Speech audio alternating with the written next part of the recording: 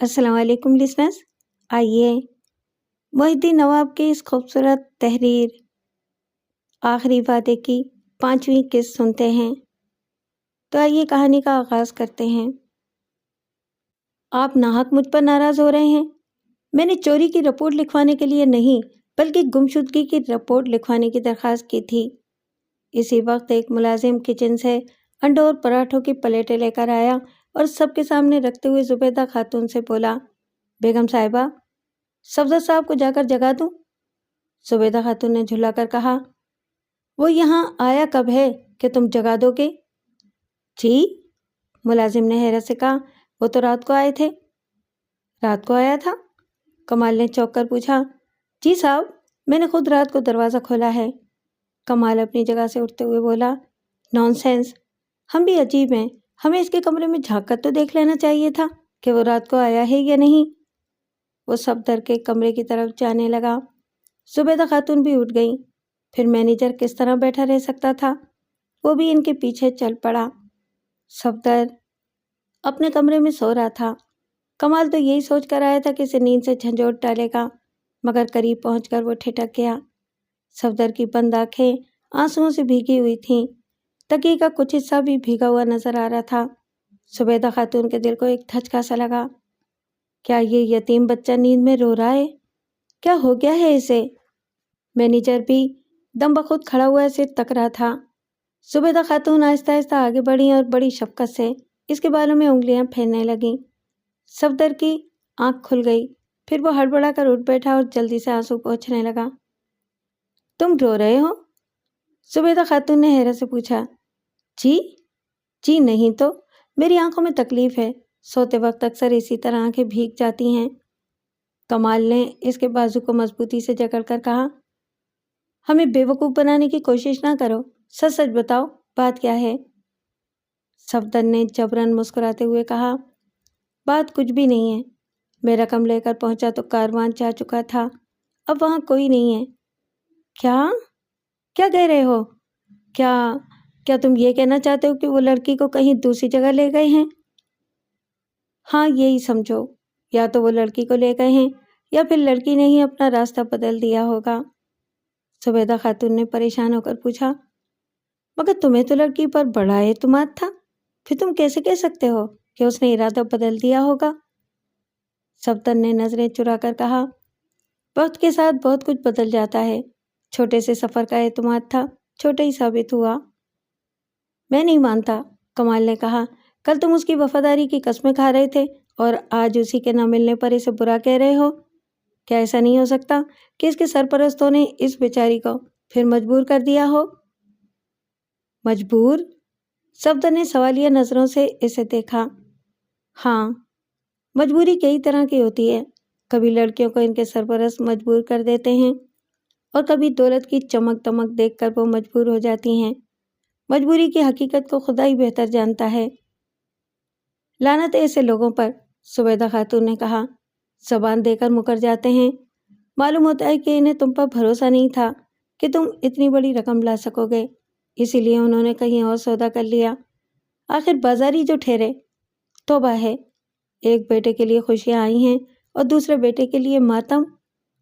सफदर ने जल्दी से कहा, आप ऐसा ना कहें, कमाल की खुशी मेरी खुशी है। इस खुशी में मैं अपने सारे गम भुला दूंगा। ठहरिए, मैं आपको दिखाता हूँ। वो जो आपने 15,000 रुपये दिए थे ना, वो ज़ाया नहीं हुए। वो बिस्तर से उतरकर फर्श पर आया और पलंग के नीचे से एक सूटकेस निकालकर इसे बिस्तर पर रख दिया। ये क्या है? जुबैदा खातून ने पूछा। इसने सूटकेस खोल दिया। जेवरात के डब्बों और रेशमी साड़ियों से सूटकेस भरा हुआ था। वो एक एक डब्बा खोलकर जेवर दिखाने लगा। ये तुमने खरीदा है? जुबैदा खातून ने पूछा। जी हाँ, ये सब कमाल की होने वाली दुल्हन के लिए हैं। जुबैदा खातून की आंखें फर्त मोहब्बत से भीग गईं। कमाल ने इसके शाने पर हाथ रखकर कहा, सफदर, तुमने कितनी खूबसूरती से अपनी नाकामी का रुख बदल दिया है। सफदर ने जवाब दिया। दरियाओं के रुख बदल जाएं तो सैलाब से हंसते बसते घर तबाह हो जाते हैं, और दोस्ती अपना रुख बदले तो दोस्त की खुशी में उजड़ी हुई दुनिया आबाद हो जाती है। कमाल ने इसके शाने को थपक कर कहा, غم نہ کر تو دوست، دل کو ہزار بہانوں سے بہلانا ہی پڑتا ہے۔ وہ لڑکی بد نصیب ہے، ورنہ یہ کپڑے اور زیورات اس کے نصیب میں ہوتے۔ صفدر نے شکستہ دلی سے مسکرا کر کہا، جس کے نصیب میں تھے اس کو مل رہے ہیں، نصیب کا چکر ایسے ہی چلتا ہے۔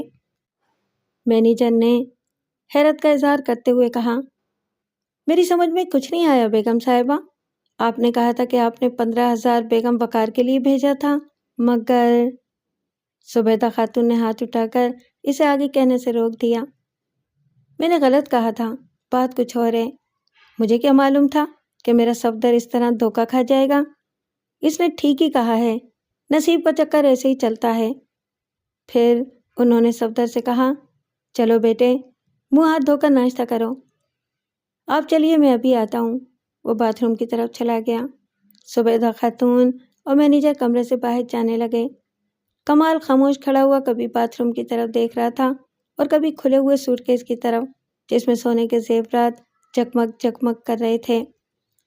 یہ زیورات کس کی آرائش کے لیے تھے اور کس کے بدن پر اب سجنے والے تھے؟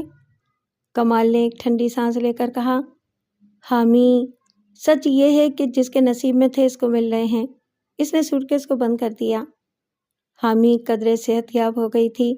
اسپتال کی 3 منزلہ چھت پر ایک خوبصورت سا باغیچہ تھا جہاں اس کے فرضی والدین اسے سیر کے لیے لے جاتے تھے۔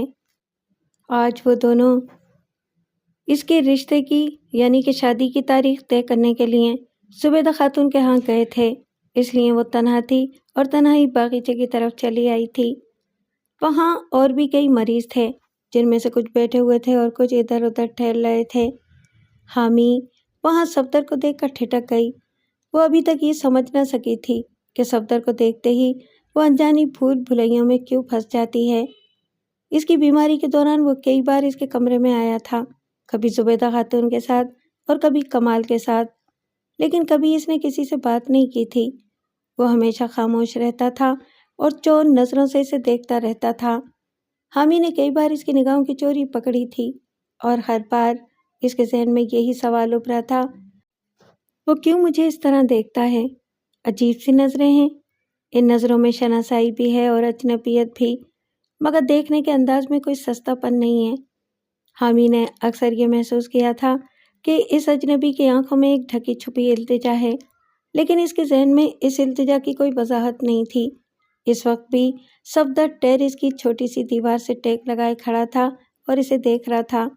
حامی کے دل نے کہا کہ آگے نہ بڑھے، جہاں کھڑی ہے وہیں سے لوٹ جائے۔ آؤ، صفدر نے کہا اور وہ جھجکتی ہوئی آگے بڑھنے لگی۔ تم مجھے دیکھ کر واپس جانا چاہتی تھی؟ جی، ایسی تو کوئی بات نہیں ہے، صفدر نے اسے گہری نظروں سے دیکھتے ہوئے کہا۔ میں کئی دنوں سے اس موقع کی تلاش میں تھا کہ تم سے تنہائی میں ملاقات ہو اور میں تمہیں کامیابی پر مبارکباد دوں۔ کیسی کامیابی؟ یہی کہ تم ایک بہت بڑے گھر کی بہو بننے والی ہو۔ حامی کی آنکھیں مسکرائیں اور اس نے شرما کر منہ پھیل لیا۔ صفدر کے دل کو ایک دھچکا سا لگا۔ اس نے سوچا تھا کہ حامی اس کے طنز پر نادم ہو جائے گی اور اسے احساس ہو جائے گا کہ اس نے صفدر کا دل توڑا ہے، مگر وہ بہو بننے کے ذکر پر مسکرا رہی تھی، شرما رہی تھی۔ شرمانے کی یہ عادت سمجھ میں نہیں آئی کہ شادی کے نام پہ شرما رہی ہو یا میری باتوں سے گھبرا کر منہ پھیر رہی ہو۔ اس نے جھجکتے ہوئے جواب دیا، تمہاری باتیں عجیب ہیں، میں کیا جواب دوں؟ تم جو چاہے سمجھ لو۔ میں تو یہی سمجھا ہے کہ تم گھبرا رہی ہو، مگر یہ گھبرانا کب تک؟ شادی کے بعد جہاں تم بہو بن کر آؤ گی وہاں ہمیشہ مجھ سے سامنا ہوتا رہے گا۔ حامی نے سر جھکا کر کہا، تم سمجھداری کی باتیں کرتے ہو مگر اتنا نہیں سمجھتے کہ جب نئے رشتے بنتے ہیں تو لڑکی فطری طور پر شرماتی ہے۔ تم ان کے دوست ہو، ان کے بھائی ہو، لہٰذا تم سے باتیں کرتے وقت کیا مجھ پر گھبراہٹ طاری نہیں ہوگی؟ صفدر اس کے بدلے ہوئے مزاج کو دیکھ کر حیران رہ گیا۔ وہ محض حیران ہو کر اسے دیکھ سکتا تھا، مگر اس کی بے وفائی پر اسے برا بھلا نہیں کہہ سکتا تھا، کیونکہ ہزار بے وفائی کے باوجود وہ اس کے دوست کی آرزو تھی۔ اس نے ایک ٹھنڈی سانس لے کر کہا، یہ بتاؤ، کمال سے کب وعدہ کر رہی ہو؟ کیسا وعدہ؟ یہی جنم جنم تک ساتھ نبھانے کا وعدہ۔ وعدہ وعدہ وعدہ، حامی کے ذہن میں بھٹکی ہوئی آوازوں کی بازگشت گونجنے لگی۔ اس نے दूर तक फैली हुई फुलवारी को देखा। तमाम फूलों के रंग निगाहों के सामने इस तरह गटमट हो गए थे जैसे इसके माजी की तमाम यादें खलत मलत हो गई थीं। यकबायक उसका सर चकराने लगा। इसने दोनों हाथों से सर को थाम लिया और खड़े ही खड़े इस तरह डगमगाने लगी जैसे अब तब में गिरने ही वाली हो, लेकिन इसके गिरने से पहले ही सफदर ने इसे थाम लिया। क्या हो गया है तुम्हें? मेरा मेरा सर चकरा रहा है। इसी वक्त कमाल वहां आन पहुंचा। आसपास के लोग भी इनके करीब पहुंच रहे थे। क्या बात है? कमाल ने घबरा कर पूछा। सफदर ने जवाबन कहा, इन्हें संभाल लो, चक्कर आ रहे हैं। कमाल ने इसे दोनों हाथों से थाम लिया और कहा, तुम्हें ऐसी हालत में यहाँ आना नहीं चाहिए था। आओ कमरे में चलो। वो इसे सहारा देकर ले जाने लगा। सफदर खड़ा इन्हें देखता रहा। कमाल ने एक हाथ से हामी के हाथ को थाम रखा था और इसका दूसरा हाथ इसकी कमर के गिर्द था और वो इसे लगी हुई जा रही थी। थोड़ी दूर जाकर कमाल ने पलटकर इसे देखा और कहा, तुम वहां क्यों खड़े हो? आओ।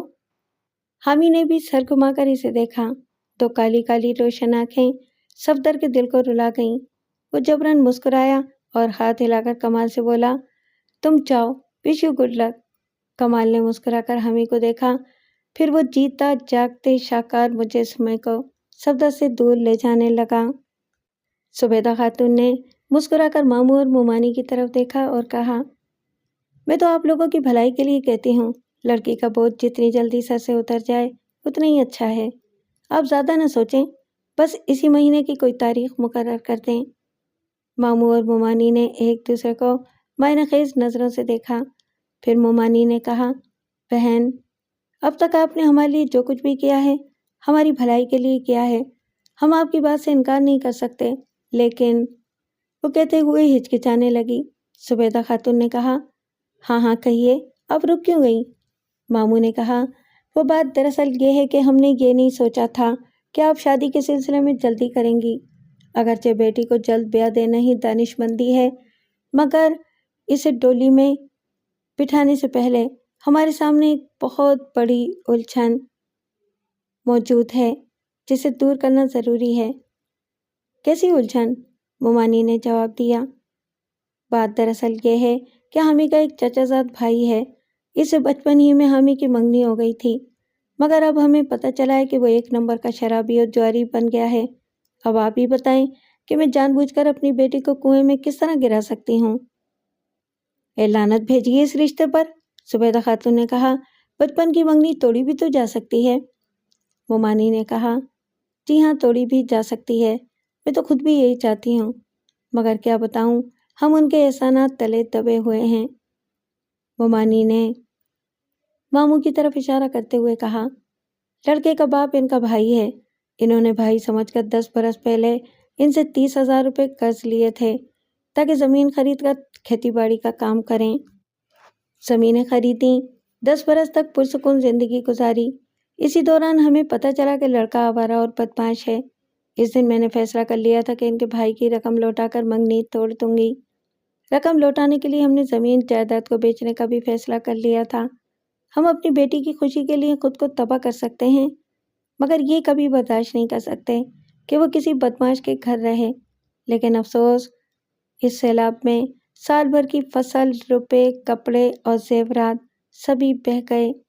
सैलाब के बाद सिर्फ ज़मीन रह जाएगी, मगर इस ज़मीन से 30,000 रुपये का कर्ज अदा करना नामुमकिन है। मुमानी ने ये कहते हुए अपनी आंखों पर दुपट्टे का आंचल रख लिया और रोते हुए कहने लगी, मेरी बच्ची कितनी बदनसीब है। इतनी दुख मुसीबतें उठाकर यहाँ आई तो अब अस्पताल का मुंह देख रही है। सुबेदा खातून का दर्दमंद दिल तड़प गया। वो अपनी जगह से उठकर मुमानी के करीब आईं और इन्हें दिलासा देने लगी, सब्र कीजिए बहन, हामी की बदनसीबी के दिन अब गुजर चुके हैं। आंसू पोंछ लीजिए, मैं आप लोगों की हर मुमकिन मदद करूंगी। मामू ने जल्दी से कहा, हमने जब से कमाल मियाँ को देखा है तभी से ये फैसला कर चुके हैं कि हामी आपके यहाँ कनीज बनकर रहेगी, लेकिन इसके लिए हमको कम से कम साल भर का वक्त दीजिए। साल भर का वक्त? वो क्यों? सुबेदा खातून ने पूछा।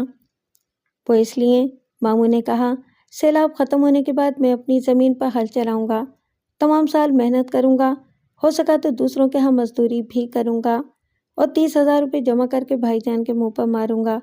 پھر ان سے صاف صاف کہہ دوں گا کہ میں ان کے شرابی بیٹے کو اپنا داماد نہیں بنا سکتا۔ زبیدہ خاتون نے تعریفی نظروں سے دیکھتے ہوئے کہا، آپ کے حوصلہ بہت بلند ہیں۔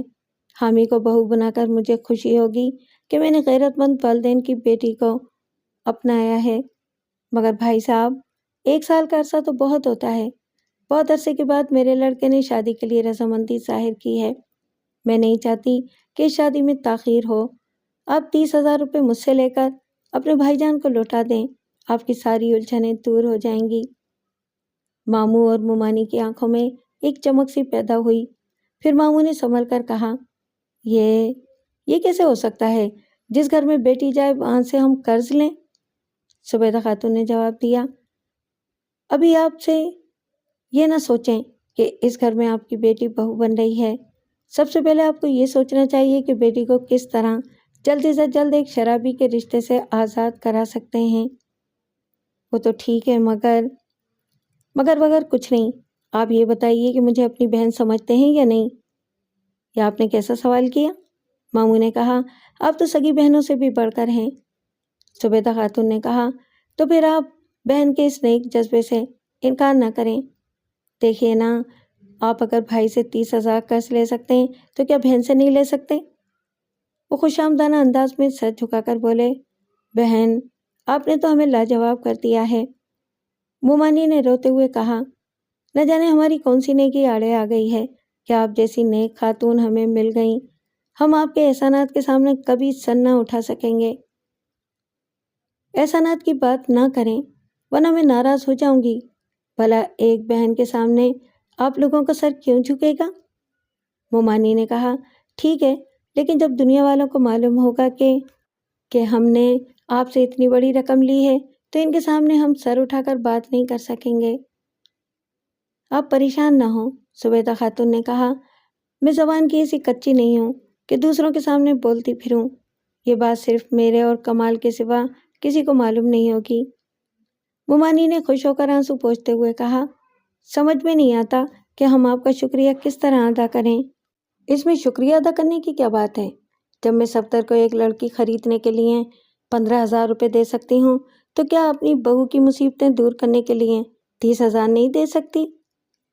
ماموں اور مومانی ایک دوسرے کو چون نظروں سے دیکھنے لگے۔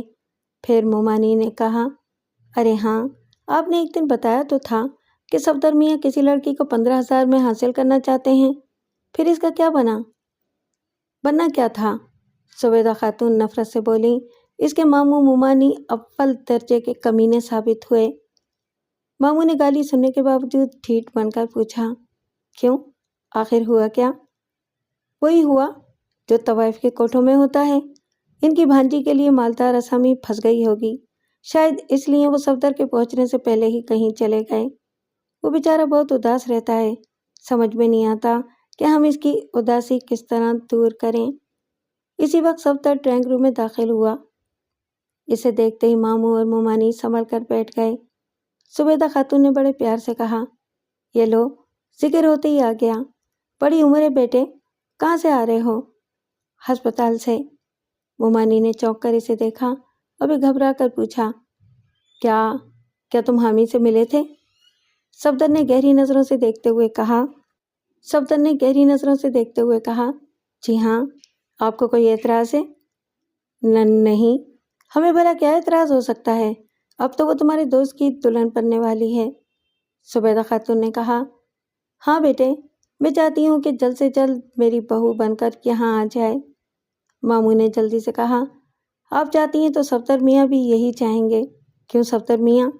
صفدر نے معنی خیز انداز میں کہا، میرے چاہنے سے ہی یہ سب کچھ ہو رہا ہے۔ کیا مطلب؟ زبیدہ خاتون نے چونک کر پوچھا۔ صفدر نے سنبھل کر جواب دیا، میرے کہنے کا مطلب یہ ہے کہ میرا چاہنا یا نہ چاہنا اس بات کو ظاہر کرتا ہے کہ کمال کیا چاہتا ہے۔ وہ آپ لوگوں کے سامنے آ کر یہ تو نہیں کہہ سکتا کہ یہ شادی جلد ہو جائے، میں ہی اس کی طرف سے وکالت کر سکتا ہوں۔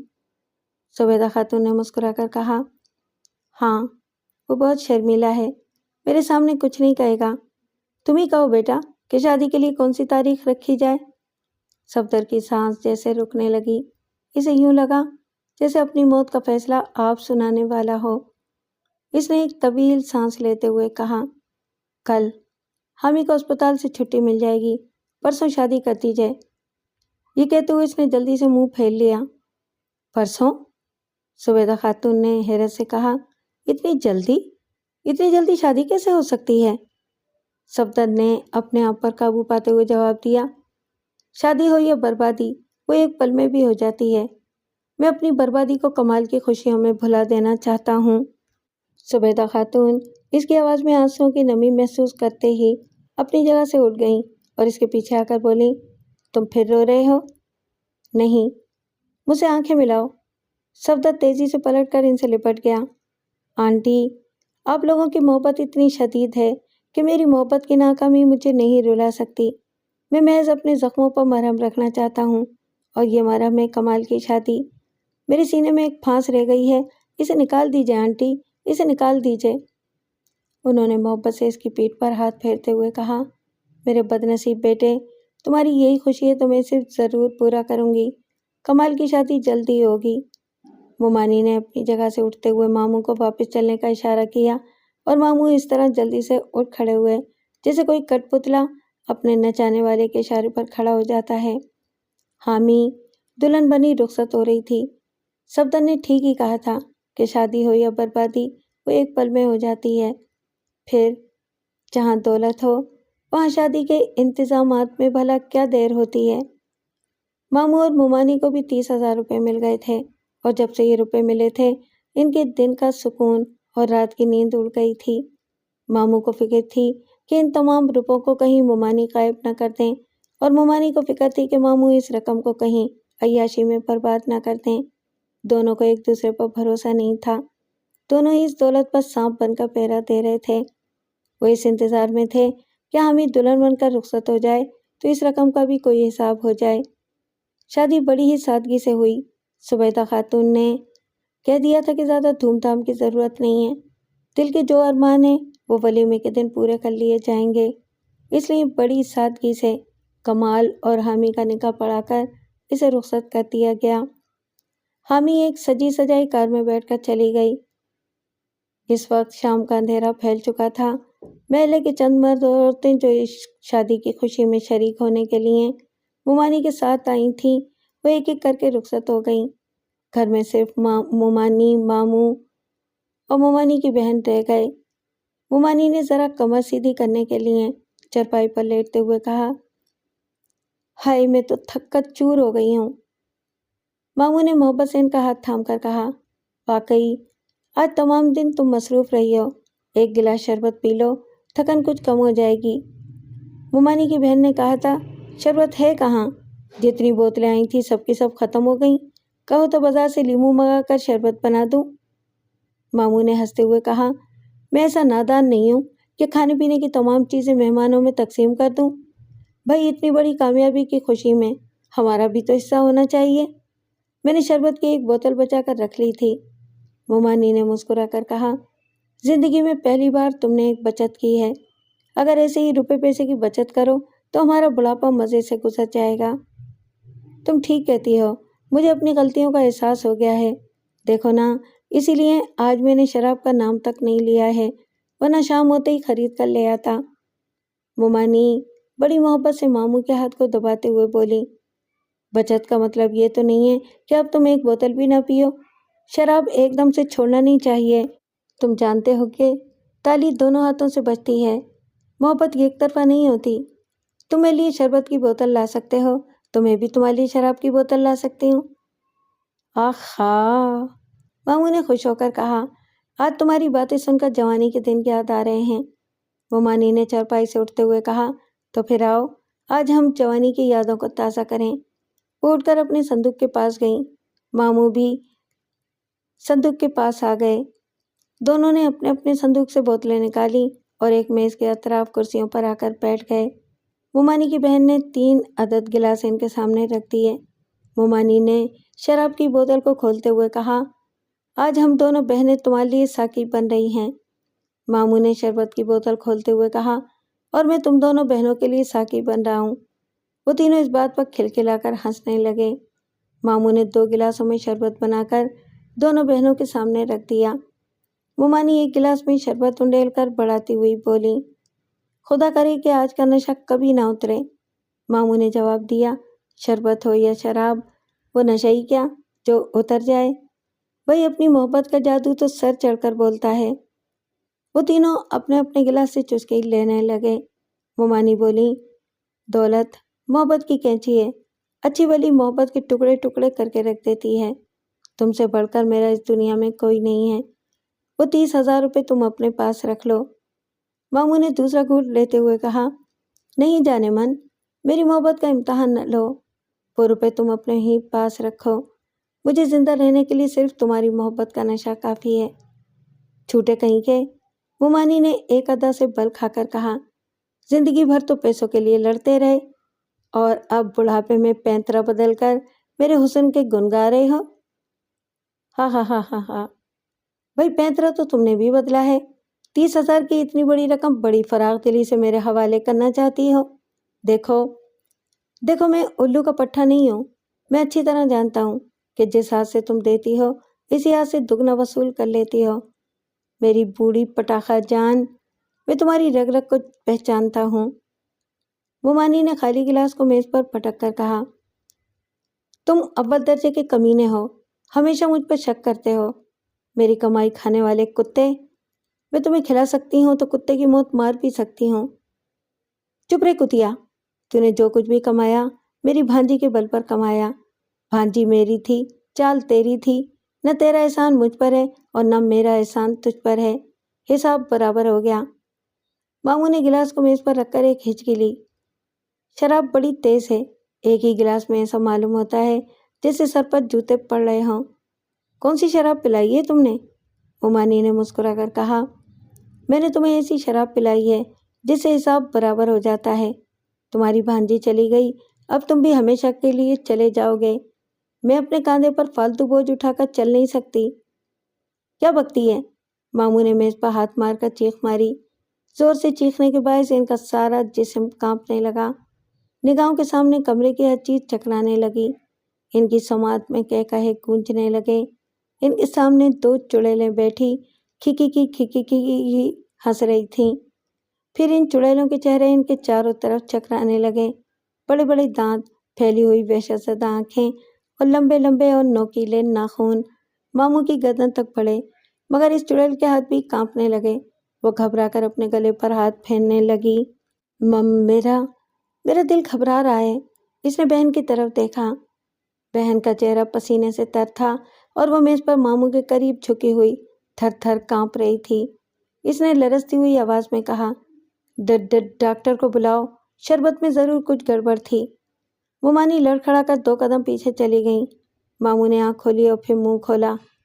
ہاں، تالی دونوں ہاتھوں سے بجتی ہے۔ نہیں، مومانی نے چیخنے کی کوشش کی مگر آواز حلق میں پھنسنے لگی۔ میرے 30,000۔ وہ لڑکھڑاتی ہوئی صندوق کی طرف بڑھی۔ وہ میرے ہیں۔ ماموں چکراتے ہوئے اٹھے، ذرا سا لڑکھڑائے اور پھر میز کا سہارا لے کر سنبھل گئے۔ اس میں میرا بھی حصہ ہے۔ مومانی کی بہن بھی اپنی جگہ سے اٹھنے کی کوشش کرنے لگی۔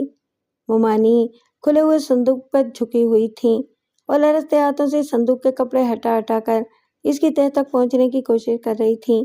بڑی مشکلوں سے وہ تہہ تک پہنچی۔ 50 روپوں کی ایک گڈی وہاں رکھی ہوئی تھی۔ وہ گڈی کو اٹھا کر واپس پلٹی تو ماموں اور ان کی بہن قریب پہنچ چکی تھیں۔ پھر تینوں میں چھینا جھپٹی اور گالی گلوچ شروع ہو گئی۔ وہ اپنے پیروں پر ڈگمگا رہے تھے۔ ان میں کھڑا رہنے کی بھی سکت نہیں تھی، مگر موت کی آخری سرحد پر بھی 30,000 روپے انہیں کتوں کی طرح لڑنے پر مجبور کر رہے تھے۔ تینوں کے ہاتھ نوٹوں کے بنڈل پر تھے۔ نتیجہ یہ ہوا کہ بنڈل کھل گیا اور نوٹ ہاتھوں سے نکل کر بکھر گئے۔ وہ نوٹوں کے پیچھے اس طرح لپکے جیسے بچے کٹی ہوئی پتنگ کے پیچھے لپکتے ہیں۔ نوٹ ادھر بھی تھے ادھر بھی، ان کے آگے بھی تھے ان کے پیچھے بھی۔ وہ تینوں فرش پر رینگ رہے تھے، اپنے ہاتھوں کے بل گھسیٹنے کی کوشش کر رہے تھے۔ پھر ان میں اتنی بھی سکت نہ رہی کہ نگاہوں کے سامنے پھیلے ہوئے نوٹوں کو ہاتھ بڑھا کر اٹھا سکیں۔ وہ نوٹوں کو سمیٹنے کے بجائے روٹھی ہوئی سانسوں کو سمیٹنے کی کوشش کرنے لگے اور حسرت بھری نظروں سے اپنے اطراف پھیلے ہوئے نوٹوں کو تکنے لگے۔ اچانک باہر والے دروازے پر کسی نے دستک دی، لیکن دروازہ کون کھولتا؟ اگر ان تینوں میں اتنی سکت ہوتی کہ وہ اٹھ کر دروازے تک جا سکتے تو دروازے تک جانے کی بجائے پہلے نوٹوں کو سمیٹنے کی کوشش کرتے۔ وہ اسی طرح فرش پر پڑے رہے۔ دوسری بار دستک ہوئی، ماموں کا سر 2 نوٹوں پر ڈھلک گیا۔ تیسری بار دستک ہوئی، مومانی کی بہن کا سر 3 نوٹوں پر سو گیا۔ چوتھی دستک پر مومانی نے سر اٹھایا۔ زندگی بھر پیسے کی چھما چھم پر ناچنے والی عورت اتنی جلدی تھک کر مر نہیں سکتی تھی، اس میں ذرا دم باقی تھا۔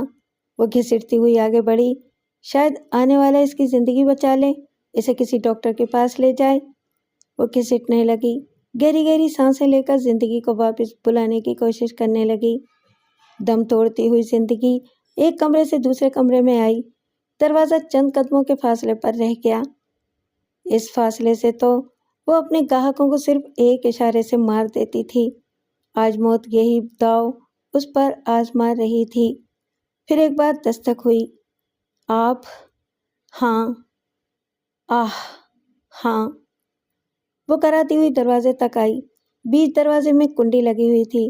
اس نے آخری تمام قوتوں کو سمیٹ کر فرش پر لیٹے ہی لیٹے ایک ہاتھ کو اٹھایا۔ ہاتھ کنڈی تک پہنچا، پھر ایک دھڑاکے سے دروازہ کھل گیا۔ سامنے یوسف کھڑا تھا۔ اس کے بال بکھرے ہوئے تھے، داڑھی پڑی ہوئی تھی، کپڑے گر سے ہٹے ہوئے تھے۔ مومانی کی دھندلائی ہوئی آنکھوں سے وہ بالکل ملک الموت نظر آ رہا تھا۔ اس نے جلدی سے مومانی پر جھکتے ہوئے پوچھا، کیا ہو گیا؟ آپ کو کیا ہو گیا ہے؟ مومانی پھیلی ہوئی آنکھوں سے اسے دیکھی جا رہی تھی۔ کچھ کہنے کی بجائے وہ کرا کر رہ گئیں۔ یوسف نے دروازے کو بند کیا اور انہیں اٹھانے لگا۔ پھر اس نے محسوس کیا کہ مومانی میں کھڑے رہنے کی سکت بھی نہیں ہے۔ انکل کہاں ہیں؟ حامی کہاں ہے؟ پھر حامی کی تلاش نے اسے دوسرے کمرے کی طرف جانے پر مجبور کر دیا۔ وہ مومانی کو اسی طرح فرش پر چھوڑ کر آگے بڑھا، مگر دوسرے کمرے میں پہنچتے ہی ٹھٹک کر رہ گیا۔ 2 لاشیں نوٹوں کے بستر پر سو رہی تھیں۔ اتنے سارے نوٹ دیکھ کر اس کی آنکھیں حیرت سے پھیل گئیں۔ پھر وہ سب کچھ بھول گیا۔ بھوکے کتے کی طرح وہ نوٹوں کی طرف جھپٹا اور ایک ایک نوٹ کو گن گن کر اٹھانے لگا۔ 50، 100، 150، 200۔ ماموں اور ان کی سالی کے سرانے سے بھی 5 عدد نوٹ برآمد ہوئے۔ اس نے پھر ایک بار اچھی طرح گنتی کی، پورے 30,000 تھے۔ اس نے نوٹوں کو اپنی جیبوں میں ٹھوس لیا، مارے خوشی کہ اس کے پاؤں زمین پر نہیں پڑ رہے تھے۔ اس نے مستی میں جھوم کر میز کی طرف دیکھا۔ شراب کی بوتل کو دیکھتے ہی طبیعت لہرا گئی۔ ہائے، مرنے والے نے میرے لیے دولت بھی چھوڑی اور شراب بھی، خدا مرحوم کو جنت نصیب کرے۔ وہ خوشی میں جھومتا ہوا میز پر آیا اور بوتل اٹھا کر گلاس میں شراب ڈالنے لگا۔ اسی وقت دوسرے کمرے سے کرائیں سنائی دیں۔ ان کراہوں میں بڑا ہی کرب تھا، جیسے کوئی اذیت ناک موت مر رہا ہو۔ اسے یاد آیا کہ وہ مومانی کو دوسرے کمرے میں چھوڑ آیا ہے۔ پھر اسے خیال آیا کہ مومانی کی حالت بھی خیر تھی، شاید وہ بھی مرنے والی ہیں۔ یہ کیسے مر گئے اور وہ کیوں مرنے والی ہے؟ یہ سوالات ذہن میں ابھرے۔ وہ سہمی ہوئی نظروں سے شراب اور شربت کی بوتلوں کو دیکھنے لگا۔ حامی کہاں ہے؟ پھر ایک سوال ابھرا۔ وہ تیزی سے آگے بڑھا اور تیسرے چوتھے کمرے میں اسے تلاش کرنے لگا۔ پلاؤ کی دیگ، جھوٹے برتن، کمرے کے اندر چھوٹا سا سرخ شامیانہ جس کے سائے میں دلہن کو بٹھا کر رسمیں ادا کی جاتی ہیں۔ یہ سب چیزیں دیکھ کر اسے یقین ہو گیا کہ حامی کسی موٹی آسامی کے ہاتھ بیچ دی گئی ہے اور یہ 30,000 اسی سودے کی رقم ہے۔ وہ غصے میں دانت پیستا ہوا دوسرے کمرے میں آیا اور ماموں کی لاش کو ایک زور کی ٹھوکر ماری۔ بے ایمان، تیرا یہی انجام ہونا چاہیے تھا۔ اس نے پلٹ کر شراب سے بھرے ہوئے گلاس کو دیکھا، لیکن اب وہ سب کچھ سمجھ چکا تھا۔ اس گھر کا پانی پینا بھی اپنی موت کو دعوت دینا تھا۔ وہ تیزی سے چلتا ہوا اس کمرے میں آیا جہاں مومانی دم توڑ رہی تھی۔ اس نے قریب بیٹھ کر کہا، تم نے حامی کو بیچ دیا ہے؟ بولو کہاں ہیں وہ؟ وہ التجا آمیز نظروں سے اسے دیکھ رہی تھی اور اسے آنکھوں ہی آنکھوں میں سمجھانے کی کوشش کر رہی تھی کہ پہلے کسی طرح مجھے بچا لو۔ تم بہت ہی سخت جان ہو، سب مر گئے، حامی بھی میرے لیے مر چکی ہے، پھر تم کیوں زندہ ہو؟ اس نے مومانی کی گردن دبوچ لی۔ دور محلے میں کوئی گھڑیال رات کے 12 بجا رہا تھا۔ ٹن ٹن ٹن ٹن۔ رات کے 12 بجے تھے۔ صفدر کے سامنے رکھا ہوا ایش ٹرے सिगरेट के टुकड़ों से भरा हुआ था। वो एक और सिगरेट निकालकर जलाने लगा। कमाल ने इसे सिगरेट छीनकर फेंक दिया और बिगड़कर बोला, हद होती है सिगरेट पीने की। पागल ना बनो सफदर, गमों की आग सिगरेट की राख से नहीं बुझती। अब मुझे कोई गम नहीं है, कोई गम नहीं है कमाल। देखो तो कितनी रात हो गई है और तुम अभी तक मेरे पास हो। तुम्हें तुम्हें दुल्हन के कमरे में जाना चाहिए। जाऊं कैसे? जब तक तुम मेरी खुशियों में शरीक नहीं होगे मैं नहीं जाऊंगा। सफदर ने चौंक कर देखा। पागल हुए हो? कमाल ने हंसते हुए कहा, अरे भाई, मैं ये नहीं कह रहा हूं कि तुम मेरे साथ दुल्हन के पास चलो। याद है तुमने कहा था कि मेरी खुशी को अपनी खुशी समझकर नाकामियों को भूल जाओगे। हाँ याद है। तो फिर भुलाने का सबसे बेहतर तरीका यह है कि हमेशा मुस्कुराते रहो। सफदर तुम्हारी जिंदगी में फिर से बाहर आएगी। सफदर दुल्हन के कमरे की तरफ देखकर मुस्कुराया। बाहर अब नहीं आएगी। जो चीज़ पराई हो जाती है वो फिर अपनी नहीं होती। बहरहाल मैं मुस्कुरा रहा हूँ। तुम्हारे अरमानों की तकमील के लिए दिल से दुआएं मांग रहा हूँ। जाओ कमाल जाओ, ऐसी रात बार बार नहीं आती। जाऊं? कमाल ने मुस्कुराकर पूछा। हाँ हाँ जाओ। मगर, कमाल ने झिझकते हुए कहा, यार समझ में नहीं आता कि मैं दुल्हन से किस तरह बातें करना चाहूँगा। देखो ना, अब तक अस्पताल में मैंने सिर्फ बहुत सी बातें की हैं, लेकिन ये अस्पताल तो नहीं है। यहाँ तो वो घूंघट में शर्माती रहेगी, मैं जो कुछ भी कहूँगा जवाब नहीं देगी। अब तुम ही बताओ कौन सी बात ऐसी कही जाए कि वो बोलने पर मजबूर हो जाए। मैं क्या कह सकता हूँ? इसने मुंह फेर कर कहा। तुम मुझसे ज़्यादा समझ सकते हो और बोल सकते हो, इसलिए कि वो तुम्हारी मोहब्बत है। भाई, मोहब्बत मेरी हो या तुम्हारी, जज्बात की ज़बान तो एक ही होती है ना। तुम अपनी ज़बान से जो कुछ कहोगे इसे मैं हामी के सामने अपनी ज़बान से अदा कर दूंगा। तुम खामखा अपना वक्त ज़ाया कर रहे हो। नहीं सफदर, मुझे याद है कि तुम अपनी महबूबा का जिक्र कितने शायराना अंदाज में किया करते थे। मैं भी वही अंदाज अपनाना चाहता हूँ। सोचो कि आज वो यहाँ होती तो तुम भी दूल्हा बनकर उसके कमरे में जाते तो फिर क्या कहते? कमाल कह रहा था और सफदर की निगाहों के सामने हामी का चेहरा तुलू हो रहा था। घूंघट की सुर्खी में उसके रुखसार टिमटिमा रहे थे। सफदर ने आलम ख्याल में कहा, फूल सबके लिए फूल ही होता है, मगर इसकी खूबसूरती शायरी की ज़बान से ही समझी जाती है। वो फूल सुहाग के जोड़े में खिल रहा है। अगर मैं अपनी हामी के रूबरू होता तो कहता। जज्बों की उड़ान ने इसे दूल्हा बनाकर हामी के सामने पेश कर दिया। हामी, प्यार सच्चा हो तो मिलन की रात आ ही जाती है। देखो, मैं कितनी दीवारें गिराकर तुम्हारे पास आया हूँ। मैंने सुहाग के बंधन में तुम्हें बांध लिया है। हामी शर्म से सिमटने लगी।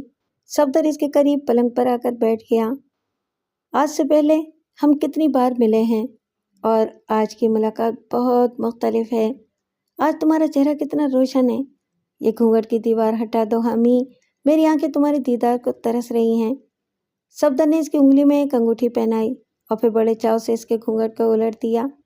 निगाहों के सामने हामी का चेहरा जगमग जगमग करने लगा। घूंघट में टके हुए सलमा सितारों की झिलमिल इसके हुस्न को दुबाला कर रही थी। सफदर ने इसके फूल से चेहरे को अपने दोनों हथेलियों में सजा लिया और बोला, दुनिया की सारी खूबसूरती सिमट कर मेरी हथेलियों में आ गई है हामी। मेरी आरज़ू, मेरी जिंदगी, वादा करो कि हमेशा मेरी बनकर रहोगी। वादा करो। वादा? हामी चौंक गई। वादा वादा वादा, इसके जहन में एक अनजाने बातों की कीलें चुभने लगीं। सफदर ने कहा, हाँ वादा करो कि मेरे साथ जियोगी, मेरे साथ मरोगी। वादा करो। हामी का सर चकराने लगा। जीना मेरे साथ, मरना मेरे साथ। जिंदगी में कितने ही वादे होते हैं, मगर आखिरी और मुस्तहकम वादा खामिद के साथ होता है। जिंदगी में कितने ही वादे होते हैं। हामी के कानों में वादों की बाज़गश चकराने लगी। निगाहों के सामने कितने ही वादों की परछाइयाँ गटमट होने लगीं। पहला वादा, दूसरा वादा, तीसरा वादा, जो अब आखिरी वादा बनने का इसरार कर रहा था। वो दोनों हाथों से सर थाम कर यकबयक चीखने लगी, नहीं नहीं, मैं वादा नहीं कर सकती, मैं नहीं कर सकती। फिर वो चीखने और हाँफने लगी और उसकी आंखें वेशा से फैली हुई थीं। सफदर अचानक अपने ख्यालात की हसीन दुनिया से चौंक कर حقیقت کی دنیا میں آ گیا۔ اسے کمال کے چیخنے کی آواز آ رہی تھی۔ اس نے تیزی سے پلٹ کر دیکھا تو کمال گھبرائے ہوا دلہن کے کمرے سے باہر آ رہا تھا۔ پھر وہ اپنی والدہ کے کمرے کی طرف دوڑتے ہوئے چیخنے لگا، امی، امی، حامی بے ہوش ہو گئی ہے۔ صفدر سکتے کی حالت میں حامی کے کمرے کی طرف دیکھتا ہی رہ گیا۔ وہ اپنے خیالات میں اس طرح کھویا ہوا تھا کہ اسے پتہ ہی نہ چلا کہ کب اس کے پاس سے کمال اٹھ کر چلا گیا تھا۔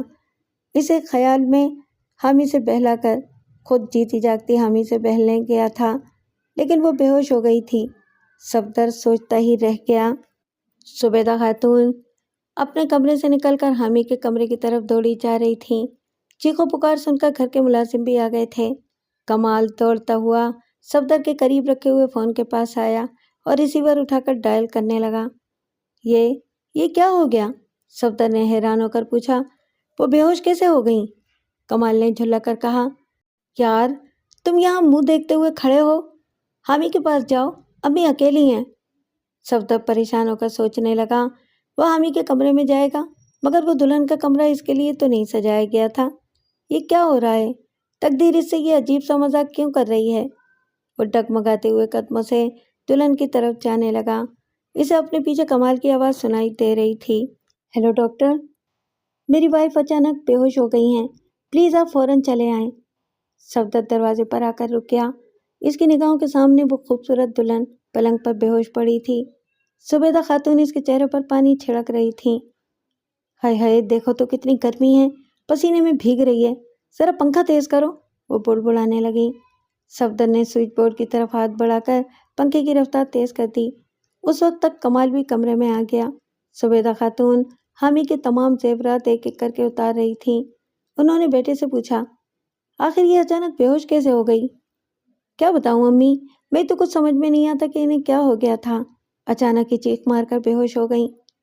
زبیدہ خاتون نے گھبرا کر کہا، اللہ خیر کرے، لڑکی پر کوئی آسیب تو نہیں ہے؟ امی، آپ تعلیم یافتہ ہو کر ایسی باتیں کرتی ہیں؟ ڈاکٹر کو آنے دیجیے، ہو سکتا ہے کہ بے ہوشی کی صحیح وجہ معلوم ہو جائے۔ صفدر بڑی تشویش سے حامی کی طرف دیکھ رہا تھا۔ تھوڑی دیر میں ڈاکٹر بھی آ گیا۔ اس نے حامی کا معائنہ کرنے کے بعد کہا، گھبرانے کی بات نہیں ہے، یہ آپ ہوش میں آ جائیں گی، میں طاقت کے انجیکشن دے دیتا ہوں۔ پھر اس نے انجیکشن تیار کرتے ہوئے تمام لوگوں سے کہا، آپ لوگ تھوڑی دیر کے لیے ہمیں تنہا چھوڑ دیں، میں کمال صاحب سے کچھ باتیں کرنا چاہتا ہوں۔ زبیدہ خاتون، صفدر اور دوسرے ملازم کمرے سے باہر جانے لگے۔ کمال نے کہا، صفدر ذرا ٹھہرو۔ صفدر رک گیا۔ تمام لوگ باہر چلے گئے۔ کمال نے ڈاکٹر سے کہا، ڈاکٹر، میں جانتا ہوں کہ آپ ان سے کس قسم کے سوالات کرنا چاہتے ہیں۔ میں نے اپنے دوست کو اس لیے روک لیا ہے کہ میری کوئی بات اس سے چھپی نہیں رہتی۔ ڈاکٹر نے کہا، ویل، ایز یو پلیز۔ کمال نے کہا، یہ شادی ہماری باہمی پسند سے ہوئی ہے۔ میری وائف نہ تو مجھ سے نفرت کرتی ہیں اور نہ ہی مجھ سے خوفزدہ رہتی ہیں۔ میں نے اس کمرے میں آ کر ان سے باتیں کی تو وہ دلہنوں کی طرح شرما رہی تھیں اور مسکرا رہی تھیں۔ سمجھ میں نہیں آتا کہ یہ یک بہ یک چیخ مار کر بے ہوش کیسے ہو گئیں۔ ڈاکٹر نے کہا، آپ ذہن پر زور دے کر سوچئے، کہیں آپ کی زبان سے کوئی ایسی بات نہ نکل گئی ہو جو آپ کی وائف کے لیے خوفزدہ ہونے کا سبب بن گئی ہو۔ کوئی ایسی بات نہیں ہے ڈاکٹر، بہت سی لڑکیاں اس ٹائم پر سہم جاتی ہیں، لیکن میں تو ان کے قریب بھی نہیں آیا، یہ وہاں بیٹھی ہوئی تھی اور میں اس جگہ بیٹھا ہوا تھا۔ تعجب ہے، ڈاکٹر سوچنے لگا۔ پھر اس نے پوچھا، اچھا یہ بتائیے، آپ کی وائف چیخنے کے دوران کیا کہہ رہی تھیں؟ یہ کہہ رہی تھی کہ نہیں، میں وعدہ نہیں کر سکتی، میں وعدہ نہیں کر سکتی۔ صفدر چونک کر کمال کو دیکھنے لگا۔ کمال کہہ رہا تھا، ڈاکٹر، سہاگ کی پہلی رات ہر خاوند اپنی بیوی سے پیار و محبت کے وعدے کرتا ہے۔ میں نے بھی حامی سے کہا کہ وہ زندگی بھر ساتھ نبھانے کا وعدہ کریں۔ اس پر وہ گھبرا گئیں۔ پہلے میں نے ان کی گھبراہٹ پر توجہ نہیں دی اور ایک مستحکم وعدے کے لیے اصرار کرتا رہا، تبھی وہ اچانک چیخیں مارتی ہوئی بے ہوش ہو گئیں۔ ڈاکٹر نے کچھ سوچتے ہوئے کہا، بہت سی چیزیں ایسی ہوتی ہیں جن کی بظاہر کوئی اہمیت نہیں ہوتی، لیکن ایک خاص مقام پر پہنچ کر وہ اتنی اہم ہو جاتی ہیں کہ انسان اس کے لیے پاگل ہو جاتا ہے۔ مسٹر کمال، کیا ایسا نہیں ہو سکتا کہ شادی سے پہلے آپ کی وائف نے آپ سے کوئی وعدہ کیا ہو اور کسی وجہ سے اس وعدے کو پورا نہ کر سکی ہوں، اور یہ احساس ان کے حواس پر اس قدر چھا گیا ہے کہ اب وہ آئندہ کسی قسم کا وعدہ نہیں کرنا چاہتی ہیں۔ صفدر کے ہونٹوں پر ایک بے جان سی مسکراہٹ پھیل گئی۔ کمال نے کہا، ڈاکٹر ایسی کوئی بات نہیں ہے، شادی سے پہلے ہمارے درمیان کسی قسم کا وعدہ نہیں ہوا تھا۔ آپ اپنی وائف کو کتنے عرصے سے جانتے ہیں؟ سادہ نہیں، یہی کوئی 20 دن کی ملاقات ہے۔ صرف 20 دن؟ جی ہاں۔ آپ ان کی ابتدائی زندگی کے متعلق کچھ جانتے ہیں؟ کمال جانتا ہی کیا تھا کہ جواب دے سکتا۔ اس نے صفدر کی طرف دیکھا اور پھر کہا، یہ سیلاب زدہ علاقے سے آئی ہیں، اس سے زیادہ میں کچھ نہیں جانتا۔ ڈاکٹر نے گہری سانس لے کر کہا، ایک خاوند کی حیثیت سے آپ کے لیے یہ جاننا ضروری ہے کہ ان کی ابتدائی زندگی کس طرح گزری ہے۔ ہو سکتا ہے کہ اس وعدے کی حقیقت آپ پر روشن ہو جائے۔ صفدر گھبرا کر ڈاکٹر کو دیکھنے لگا۔ اس کے دل نے کہا، کیا حامی اپنے پچھلے وعدوں کی داستان سنا سکے گی؟ شوکت سے کیا ہوا وعدہ، صفدر سے کیا ہوا وعدہ، اور اب کمال سے وعدہ کرتے کرتے وہ وعدوں کے بھنور میں پھنس کر رہ گئی تھی۔ جو لڑکیاں اپنی محبت کو مٹھائی کی طرح لوگوں میں تقسیم کرتی ہیں، ان کا انجام یہی ہوتا ہے، کسی نہ کسی مقام پر پہنچ کر وہ ٹھوکر کھا ہی جاتی ہیں۔ اس نے حامی کی طرف دیکھا۔ اب ہولے ہولے اس کی کرائیں سنائی دے رہی تھیں۔ ڈاکٹر اس کی کلائی تھام کر نبض دیکھنے لگا۔ اس وقت تک زبیدہ خاتون بھی کمرے میں آ گئیں اور انہوں نے آتے ہی پوچھا، کیا ہوش آ گیا؟ جی ہاں۔ حامی آنکھیں کھول کر چاروں طرف حیرت سے دیکھ رہی تھی۔ پھر کمال کو دیکھ کر وہ اٹھنے لگی۔ زبیدہ خاتون نے قریب پہنچ کر کہا، نہیں بیٹا، لیٹی رہو، تمہارا اٹھنا مناسب نہیں ہے۔ ڈاکٹر حامی کے بازو میں انجیکشن دینے لگا۔ تھوڑی دیر بعد اس نے پوچھا، اب آپ کی طبیعت کیسی ہے؟ جی ٹھیک ہوں، شکریہ، وہ ہلے سے بولی۔ میں آپ سے کچھ پوچھ سکتا ہوں؟ ڈاکٹر نے کہا۔ جی ہاں، پوچھیے۔ آج سے 20 دن پہلے آپ کس علاقے میں رہتی تھیں؟ حامی نے پریشان ہو کر ڈاکٹر کو دیکھا اور پوچھا، آپ یہ بات کیوں پوچھ رہے ہیں؟ ڈاکٹر نے جواب دیا، آپ کی بے ہوشی کی وجہ معلوم کرنے کے لیے ایسے کئی سوالات کرنا چاہتا ہوں۔ مثلاً یہ کہ آپ کی تعلیم کیا ہے، آپ نے اب تک کس قسم کی سوسائٹی میں زندگی گزاری ہے، اور آپ کے رشتہ دار کون ہیں اور کہاں کہاں رہتے ہیں۔ حامی کی پریشانی بڑھ گئی، مگر ڈاکٹر تو اس سے بھی آگے بہت کچھ پوچھنا چاہتا تھا۔ وہ شیشو پن میں رہ گئی اور ایک ایک کے چہرے کو تکنے لگی۔ زبیدہ خاتون نے کہا، ڈاکٹر صاحب یہ بہت کمزور ہے، جواب نہیں دے سکے گی۔ میں جو کچھ اس کے متعلق جانتی ہوں وہ آپ کو بتاتی ہوں۔ سوری بیگم صاحبہ، ڈاکٹر نے کہا، میں نے یہ نہیں کہا کہ مریضہ کسی سوال کا تفصیلی جواب دے۔ میں نہایت ہی مختصر سے جوابات ان کی زبان سے سننا چاہتا ہوں۔ کمال نے حامی سے کہا، حامی میں جانتا ہوں کہ تم بہت پریشان ہو، لیکن ڈاکٹر صاحب جو کچھ پوچھ رہے ہیں تمہاری بھلائی کے لیے پوچھ رہے ہیں۔ میں کیا بتاؤں؟ حامی نے کہا، میں تو عجیب الجھن میں پڑ گئی ہوں۔ کیسی الجھن؟ کمال نے پوچھا۔ حامی نے ہچکچاتے ہوئے جواب دیا، میں اپنی پچھلی زندگی کے متعلق کچھ نہیں جانتی ہوں۔ کیا؟ تمام لوگ چونک کر اسے دیکھنے لگے۔ صفدر بھی اسے غیر یقینی نظروں سے دیکھ رہا تھا۔ حامد دونوں ہاتھوں سے منہ ڈھانپ کر رونے لگی۔ میں کون ہوں، کہاں سے آئی تھی، کس ماحول میں نے پرورش پائی ہے، یہ باتیں مجھے بالکل یاد نہیں ہیں۔ میرے والدین کہتے ہیں کہ میں اپنی یادداشت کھو چکی ہوں۔ تمام لوگ حیرت سے منہ کھولے اسے دیکھ رہے تھے۔ کمال نے آگے بڑھ کر کہا، یہ کیسے ہو سکتا ہے؟ جب تم تمام باتیں بھول چکی ہو تو تمہیں یہ کیسے یاد رہ گیا کہ وہ تمہارے والدین ہیں؟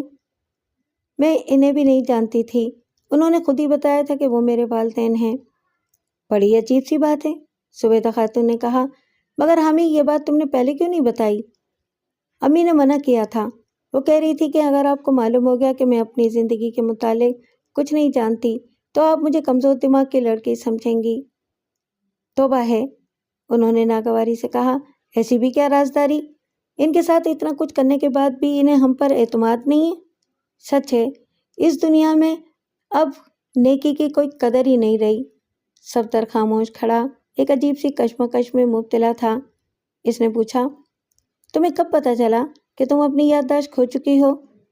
حامی نے صفدر کو دیکھا، ایک لمحے تک اسی طرح دیکھتی رہی اور سوچتی رہی، پھر وہ آہستگی سے بولی، جس دن آپ لوگ مجھے اٹھا کر اسپتال لے گئے تھے اس کی پچھلی رات کو جب میری آنکھ کھلی تو میرے سر پر پٹی بندھی ہوئی تھی۔ مجھے کچھ یاد نہیں آ رہا تھا کہ میں کون ہوں اور کہاں پڑی ہوئی ہوں۔ امی اور ابا نے یقین دلایا کہ وہ میرے والدین ہیں۔ وہاں ایک ڈاکٹر بھی تھا، اس نے بھی یہی کہا تو مجھے یقین آ گیا۔ پھر دوسرے دن آپ آئے اور مجھے چرپائی سے اٹھا کر اسٹریچر پر ڈالنے لگے تو مجھے ایسا لگا جیسے میں آپ کو جانتی ہوں۔ مجھے؟ صفدر گھبرا کر کمال کی طرف دیکھنے لگا۔ کمال، زبیدہ خاتون اور ڈاکٹر بھی اسے سوالیہ نظروں سے دیکھ رہے تھے۔ صفدر نے جلدی سے کہا، یہ کیسے ہو سکتا ہے؟ تم مجھے کس طرح جانتی ہو؟ حامی نے جواب دیا، ہاں میں نے بہت سوچا لیکن سمجھ میں نہیں آیا کہ میں نے تمہیں کہاں دیکھا ہے۔ پھر امی نے مجھے یقین دلایا کہ یہ محض میرا بھٹکا ہوا خیال ہے۔ صفدر نے اطمینان کی سانس لے کر کمال کی جانب دیکھا۔